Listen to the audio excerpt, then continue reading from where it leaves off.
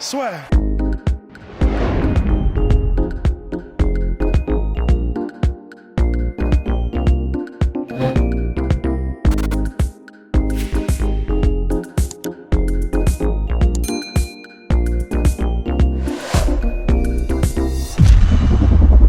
Bonjour à toutes et à tous, bienvenue dans le podcast La Soirée, toujours Morgan Chala, et là on va parler en fait de l'année 2021 des Français. On en a un petit peu parlé au début dans le podcast qui était plutôt interview.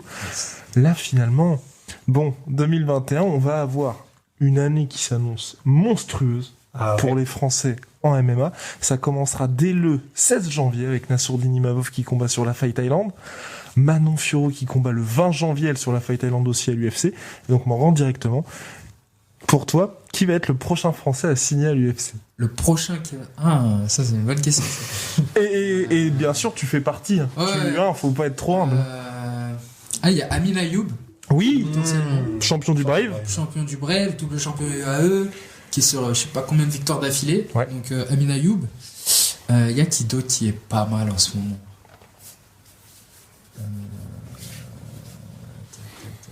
Parce qu'il y a beaucoup de KT, donc j'essaie. J'aurais dit Manon Fiorot, tu vois, mais ça y est, tac. Non, elle est trop jeune encore. Non, je pense que là, ils ont signé quand même. Ils ont fait une bonne moisson là sur les Français. Donc je pense que les prochains, ça devrait être Amine, moi. Après, j'ai pas trop d'idées là. Et pour toi, est-ce que tu crois vraiment à une explosion en 2020 pour le MMA en France? Ou c'est encore un petit peu tôt? Je dirais pas que c'est encore tôt, je dirais que ça dépend vraiment si on arrive à combattre, tu vois. Genre par rapport au Covid et tout, parce que là, en soi, il n'y a pas tant d'organisations que ça qui permettent aux Français de combattre. Donc c'est un peu compliqué. Donc il y a le Brave, il y a le Cage Warrior. Et après, tu vois, c'est compliqué. Il y a l'UAE là qui commence à revenir. Mais sinon, dès que tu as des organes qui organisent des trucs, ça combat pas, tu vois. Donc c'est un peu relou. Mais si on combat et tout, je pense qu'il y a possibilité que le MMA français il commence en tout cas à prendre des ceintures un peu partout. Donc tu vois, Cage Warrior, KSW, Brave, UAE. Ah, il y a Abdul. Abdouragimov. Oui. Putain, il y a tellement de combattants, c'est pour ça. C'est ça qui est ouf. Quand on m'a posé cette question, en fait, il y en a tellement que ça vient pas. Mais ouais, il y a Abdul qui peut potentiellement signer aussi. Hein. Parce que Abdul, il est super fort. Il bat tout le monde, une seule défaite. Voilà, j'ai envie de dire, il suffit qu'il reprenne sa ceinture, ou encore même pas en vrai. Il prend 2 victoires et ça y est. Hein. Mais du coup, voilà, en fait, il faut qu'on puisse combattre. Et après, avec la situation actuelle, ce qui est bien, c'est que le MMA, du coup, là, il est légalisé en France. À un moment, ils vont venir en France. Ils viennent en France, il faut une petite moisson de français. C'est ça. Voilà, là, on pourra avoir peut-être Mansour aussi. Ouais. Mansour, franchement, qui attend tranquillement à Dubaï, voilà. À Dubaï, qui s'entraîne, il fait ses petits allers-retours France-Dubaï. Mais voilà, il y a Mansour, tu vois, aussi qui peut potentiellement être le prochain à signer, on sait pas, tu vois. Je pense que ça va dépendre vraiment de la situation. En vrai, c'est le Covid qui dicte tout ça, qui rend tout ça relou. S'il n'y aurait pas le Covid, il serait déjà venu, sûrement, l'UFC à Bercy, tu vois. Quand ils vont venir, ils vont faire une petite moisson de Français, et derrière, même s'ils reviennent pas à Paris tout de suite, ils vont signer des Européens, donc des Français, pour UFC Londres, tu vois, ou s'ils font un UFC en Allemagne, je sais pas quoi. Il y aura de plus en plus de Français signés sur des short notice et tout. Ouais, je pense que là, on va commencer à rentrer dans une ère où on sera beaucoup plus représenté à l'UFC. C'est sûr, et d'autant plus que franchement, la première carte qu'ils vont faire en France, c'est ça qui est assez ouf, c'est que si jamais, du coup, au moment où ils la font, toi t'es à l'UFC, Mansour est à l'UFC, potentiellement Saladin est à l'UFC, avec Manon, avec Cyril, enfin, il y a déjà tellement de gens qui ont été champions dans des grosses organisations. Donc pour Cyril, TKO, pour toi, Cage Warriors, pour Mansour, c'est M1 et puis... M1, Rhodes et Bama. Et Bama, c'est ça. Et c'est ça qui est assez ouf, c'est que le moment où l'UFC va venir en France, ça va pas être on met des Français, ça va être on va mettre des Français, mais qui en plus ont un méga niveau, quoi. Ouais, pour gagner. Il y a la pilote, c'est Taylor. Ah bah qui peut y retourner. Depuis très longtemps, D'ailleurs, Je sais pas pourquoi ils veulent pas le re-signer. Bah oui, il a fait 3-1 à l'UFC. Parce qu'ils sont méchants avec lui. Hein. Il est sorti, le mec il prend la ceinture du TKO, GMC, les deux et tout. Alors, franchement, ils sont difficiles du UFC. En vrai, c'est difficile quand même d'y rentrer. Tu vois, après, c'est la catégorie Bantam aussi. Ouais, la Bantam, c'est chaud. Ouais, c'est chaud, mais quand même, je pense qu'il a le niveau. Hein. Oui, non, c'est clair. Je pense que sur ce qu'il a fait là en dehors, tu vois, c'est pas genre il est sorti de l'UFC et il a perdu 3 combats à la suite. Non, il est sorti, il a pris 3 ceintures. Ouais. Et juste une défaite en dehors de l'UFC, voilà, il est parti avec un bilan de 3 ou 2-1 De 3-1 et défaite par décision en plus. Ouais, ils sont durs. Ouais. Mais ouais, comme t'as dit, je pense vraiment que là on arrive sur des années qui vont. Je pense là sur les 2-3 ans, tu vois, pas juste 2021. Ouais. Vraiment là, on se met un petit 5 ans peut-être. Ouais. Ça va débouler à l'UFC là, et là tu vois, ça va être la Dream Team, tu vois, Mansour, Salah, Amin, moi, Abdul, c'est presque dans toutes les KT. Hein. Ouais. Ça va être beau, tu vois, ça va être beau, je pense. Et il y a quelqu'un là qui est quand même bien placé aussi, que tu connais très bien évidemment, c'est Cyril Gane, 7ème mondial, ça a été très vite pour lui. C'est fort. Selon toute vraisemblance, il devrait affronter très bientôt quelqu'un qui est membre du top 4. Voilà, on ne veut pas... Il y en a pas beaucoup après.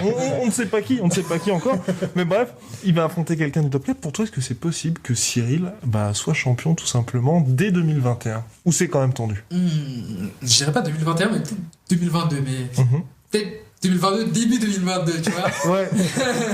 Parce que la KT, elle a du mal à bouger en heavyweight, tu vois. Ils ont du mal à faire combattre les champions. Enfin, après, c'était le problème avec la trilogie avec Cormier et Miocic. Mais dès qu'ils vont commencer à refaire combattre Miocic, donc un Français gagne Miocic, là, tu vois, ça va faire bouger la KT en fonction de qui gagne, qui perd. Donc, imaginons Francis, il gagne. Cyril, il gagne. Derrière, il prend Miocic, il gagne. Boum. Alors, Francis Cyril gagne, il prend la ceinture. Ou inversement, Francis il perd, Cyril il gagne contre le prochain. Derrière, peut-être qu'il prend Francis ou pas, ou direct ceinture. Et peut-être, hein, parce qu'il a un petit vent en poupe, il a une petite hype, c'est un nouveau heavyweight, il est jeune, il bouge bien, tu vois, il est beau gosse et tout.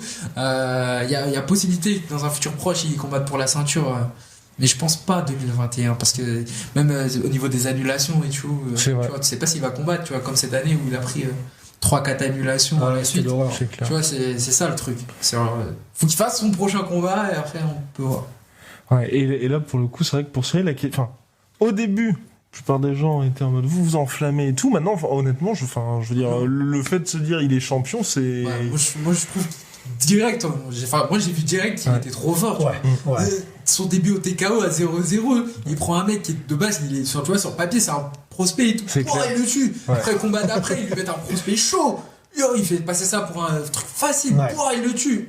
Et il était blessé ou je sais plus quoi. Pneumothorax en plein combat, c'est monstrueux. Combat d'après, voilà, mais c'est ça, rien dire. Qu'est-ce qu'il faut de plus aux gens, tu peux rien dire. Mais oui. Enfin, faut profiter du moment, tu vois. Il est trop fort.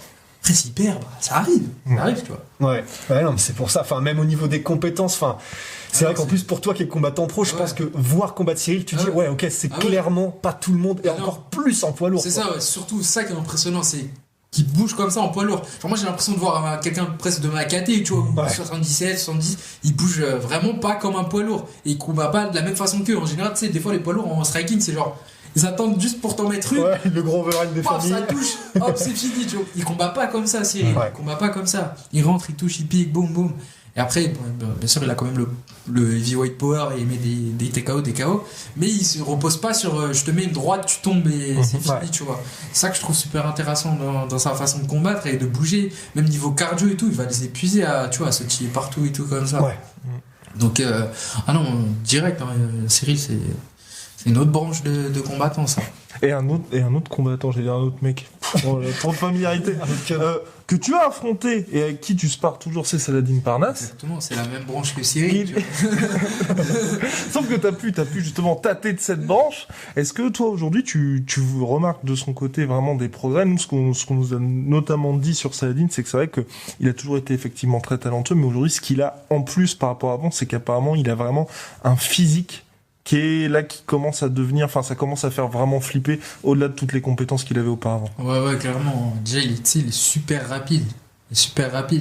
Et c'est un très très bon gaucher, déjà. C'est un Déjà gaucher, donc c'est ça, l'horreur. c'est vraiment une horreur, tu vois. On a vraiment l'habitude de combattre entre droitiers, j'ai envie de dire. Ouais. Et dès que tu prends un gaucher, c'est compliqué. Parce que lui, le gaucher, il affronte des droitiers toute sa vie, à la salle, etc. Donc il a toutes ses combis et tout. Toi, t'affrontes un gaucher, ça te change tout. Tu vois, c'est limite, tu recommences.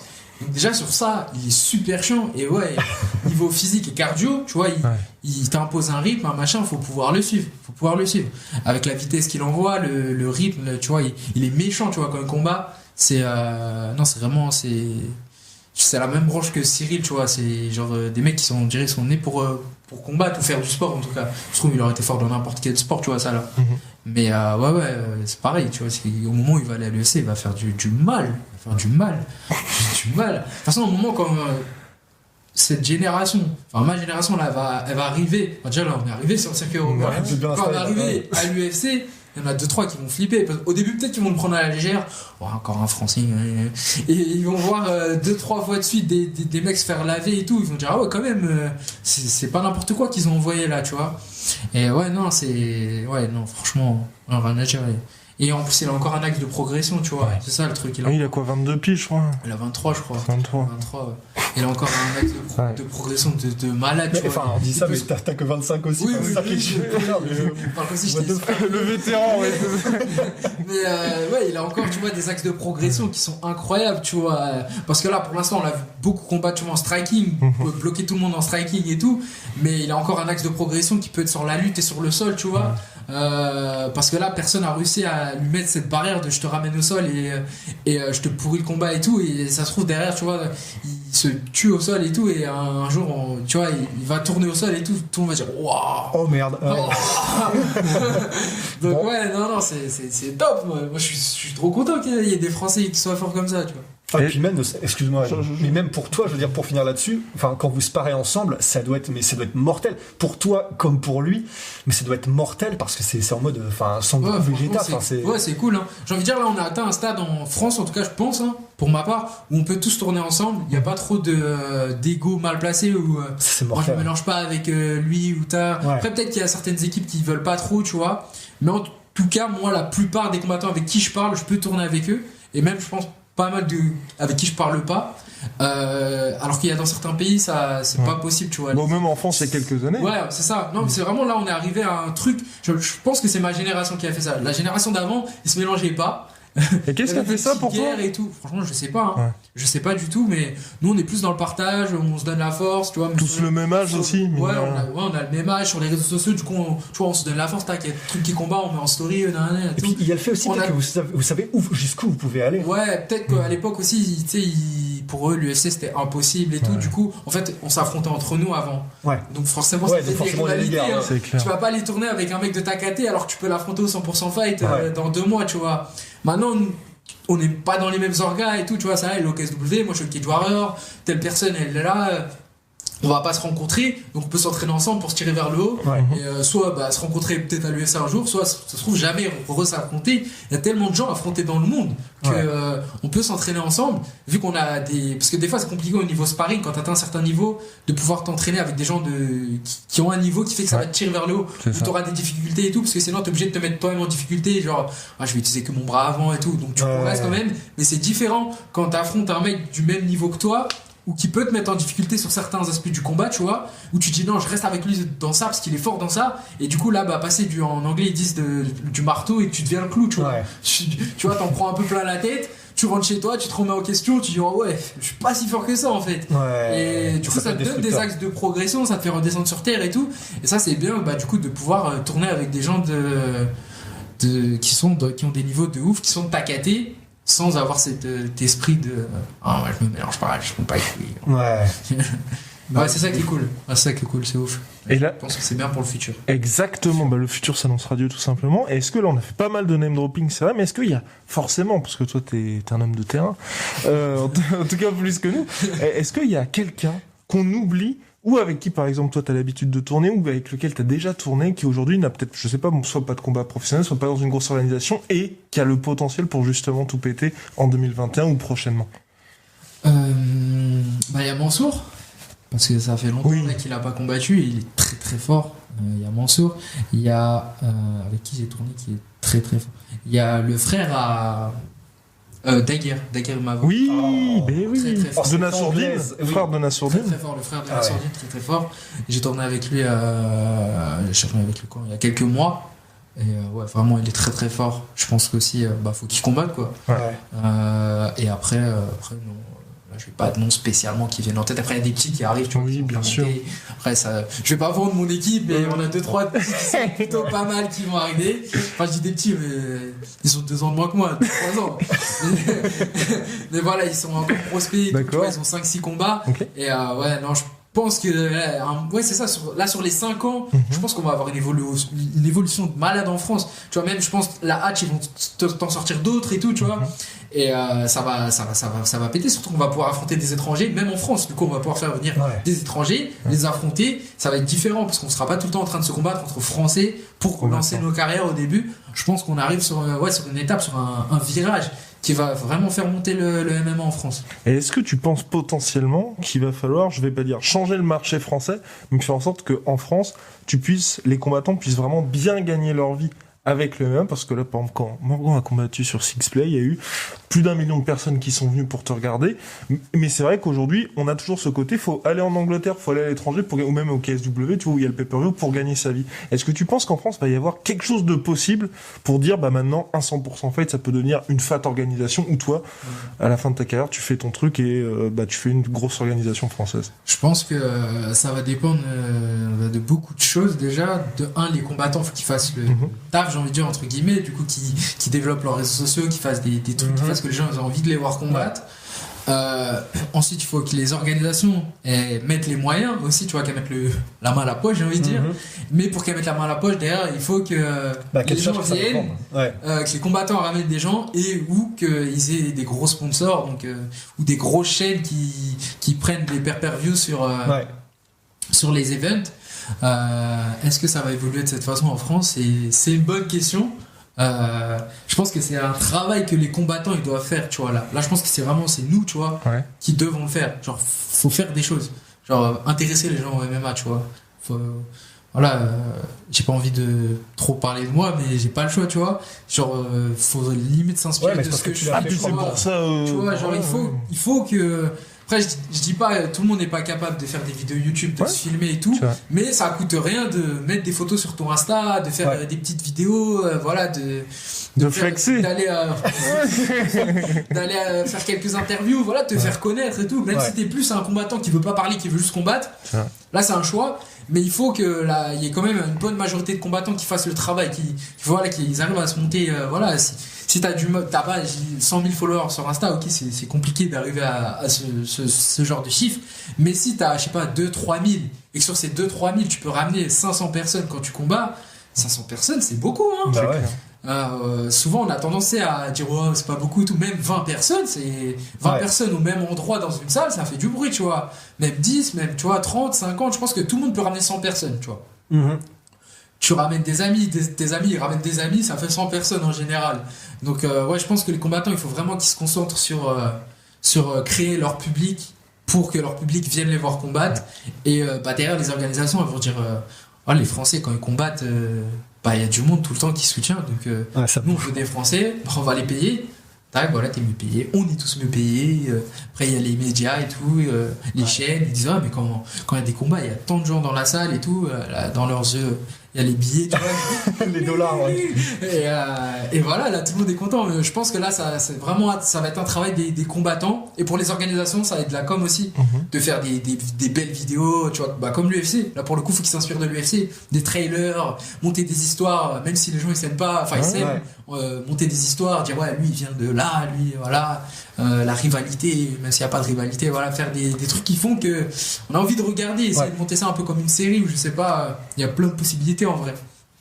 Complètement. Voilà, masterclass de Morgan Charrière. Si vous voulez que votre organisation marche en France, vous l'appelez. Vous verrez ça avec vos consulting, je fais du consulting. Exactement. Et les tarifs ont augmenté depuis quelques semaines. Donc voilà. 100%. Exactement. Depuis la ceinture. Voilà. Vous êtes prévenus. En tout cas, merci beaucoup, Morgan, pour cette preview d'une année 2021 qui s'annonce exceptionnelle pour toi, pour tous les Français. Cocorico, ça fait plaisir. Exactement.